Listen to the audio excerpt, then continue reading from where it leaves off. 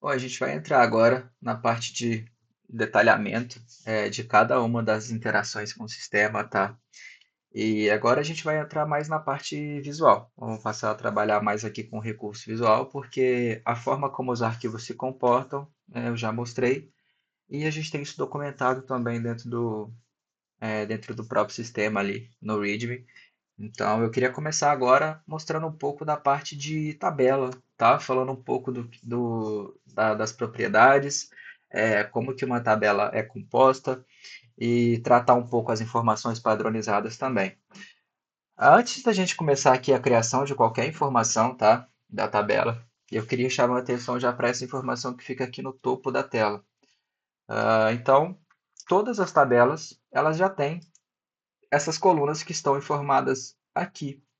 Então, não há necessidade de que elas sejam criadas manualmente. Então você nunca precisa adicionar uma coluna ID, tá? Inclusive, se isso acontecer, você pode até gerar algum tipo de problema por uma duplicidade de colunas.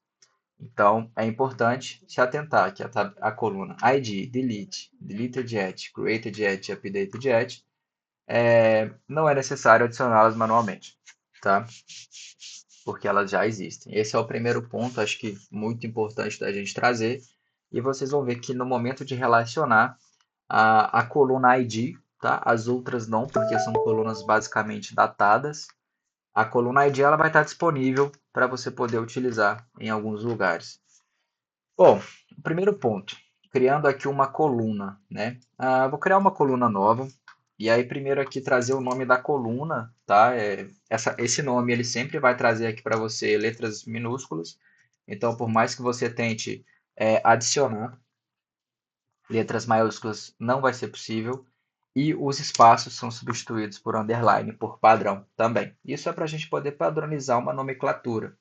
Então, a gente sempre tem uma escrita padrão, tá? E aqui o tipo de dado. O tipo de dado dessa coluna, a gente tem as informações que hoje são as mesmas que o Prisma tem. É muito simples, tá? São tipos de dados bem padronizados que vão abranger aí, acredito que 99% dos casos são os tipos de colunas que nós vamos usar. Mas, eventualmente, dentro do código, se tiver uma outra tipagem que não está disponível aqui, algo que seja muito necessário, também sempre tem a opção de escrever na mão o tipo que você precisa. Mas seguindo aqui esse princípio, tá? Eu vou trazer aqui o tipo de dado como string, que é um e-mail, e aqui eu tenho o valor padrão, que também é totalmente intuitivo. Eu posso escrever aqui um valor padronizado para essa informação, tá? E aí, dependendo do tipo de dado que eu selecione, esse input ele vai mudar, tá? Então, se eu selecionar aqui, por exemplo, o inteiro, eu vou digitar somente valores numéricos. Eu não consigo digitar letras. Se eu selecionar um big int, também é a mesma coisa. Um float também é a mesma coisa. Se eu selecionar um booleano, eu tenho aqui verdadeiro ou falso para definir como valor padrão. Se eu selecionar uma data, eu tenho um calendário para definir um valor padrão. Ou então eu posso marcar o null, que aí sempre vai pegar a data em que o dado foi criado, tá? E o último aqui é um JSON, que também é um campo de string. Então, dependendo do tipo que você seleciona, o valor padrão, o tipo de campo do valor padrão, ele muda. Mas o valor padrão não é obrigatório caso não exista um valor padrão. Valores padrões são muito comuns para o caso de booleanos. Por exemplo, se aqui for uma key de ativo, eu quero definir ele sempre como um padrão true. Ok, é uma opção, tá? Mas aqui não é o nosso caso. Mas seguindo aqui, eu posso marcar também essa coluna, né, esse valor como opcional. Isso vai me permitir que o dado não seja inserido no momento da criação. Também é muito padrão.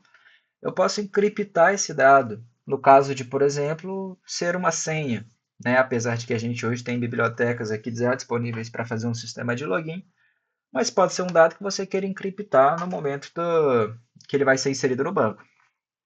Aí, para consumir esse dado desencriptado, existe uma função dentro do código que é a compare, que vem direto da bcrypt, que você pode usar ali manualmente para fazer essas ações.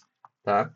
Essa encriptação, acredito eu, que ela vai ser muito utilizada quando ela vier de fora que eu digo quando ela vem de uma biblioteca, por exemplo, tá?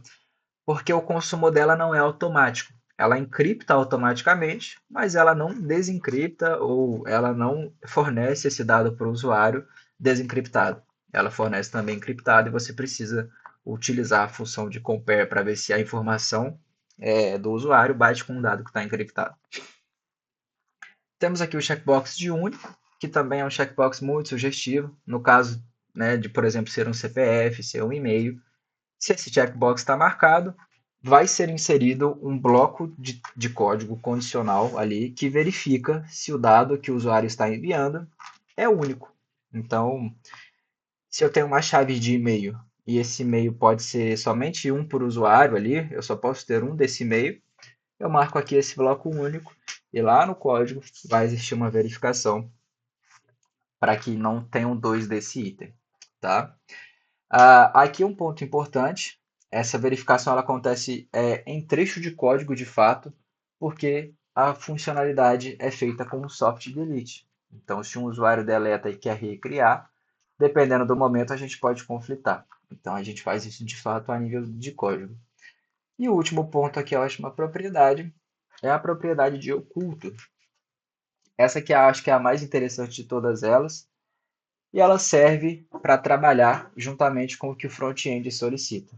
Como eu comentei lá no começo de toda a explicação, esse é um sistema é, que ele trabalha junto com o front-end. Então, o back não define o que vai ser retornado em uma requisição. Quem define é o front. Então, se eu quero name, se eu quero active, se eu quero e-mail, o front solicita. Se ele não passar nada, ele vai sempre trazer a estrutura base da tabela. Então, para que existe essa chave? Quando eu marco um dado como oculto, eu impeço que o front-end obtenha essa informação, mesmo que ele solicite. Então, ao invés de falar o que ele recebe, eu vou sempre trazer o que ele não pode receber. E aí eu marco esse campo aqui como oculto. Esse campo oculto, ele trabalha diretamente aqui, acho que eu cheguei a mostrar um pouco também, mas ele trabalha diretamente com o Prisma, acho que na parte de infra, isso. Ele trabalha diretamente com esse arquivo aqui, tá? Então ele insere aqui os automáticos, são os que são marcados ali no sistema, e aí você também pode inserir aqui manualmente. Ela recebe duas keys, tá? Ela recebe aqui model e uma outra, eu me esqueci agora qual que é a instrução, mas automaticamente ela vai ser inserida, tá? Então é para isso que serve essa informação, beleza? Bom, por enquanto de tabela é isso, e aí posteriormente a gente vai falar um pouco sobre as relações também.